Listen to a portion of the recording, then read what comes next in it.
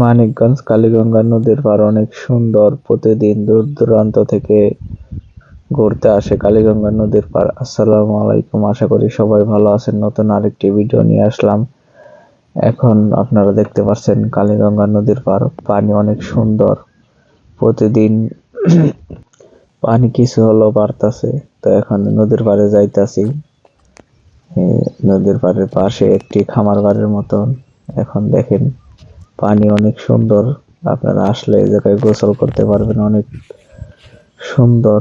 আর এত পরিমাণ বাংলাদেশের রোদ বা গরম, তার মধ্যে যদি আপনারা নদীর পাড়ে আসেন, আইসা যদি গোসল করেন, অবশ্যই আপনাদের অনেক ভালো লাগবে। তো এই জন্য ভিডিওটা বানানো। আসলে অনেক রোদ, তো দুপুরবেলা ভিডিওটা করা হয়েছে। নদীর পাড়টা আসলে অনেক সুন্দর। ফেসবুকে অনেক ভাইরাল একটি জায়গা। তো অনেক ভিডিও দেখছেন তারেক রহমান ফেসবুক পেজে ভিডিও, ইউটিউব চ্যানেলও অলসো দেখছেন।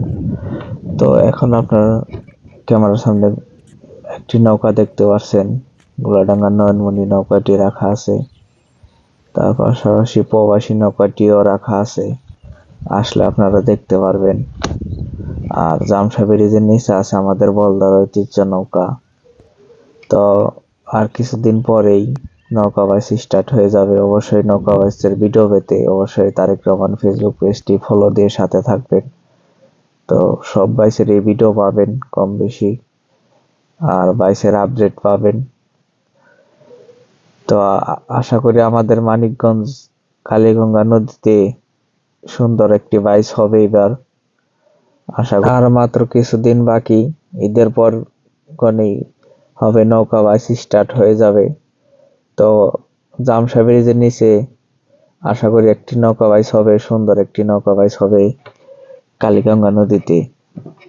আর আমাদের মানিকগঞ্জ জেলায় অনেক নৌকা বাইচ হবে এবার, আশা করা যায়। আর পানি যদি হয় অবশ্যই নৌকা বাইচ প্রতি বছরই দিন দিন বাড়বে।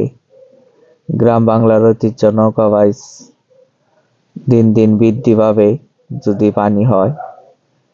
তো কালীগঙ্গা নদীর পাড়টা আসলে অনেক সুন্দর, আপনারা আসতে পারেন ঘুরতে এই জায়গায়।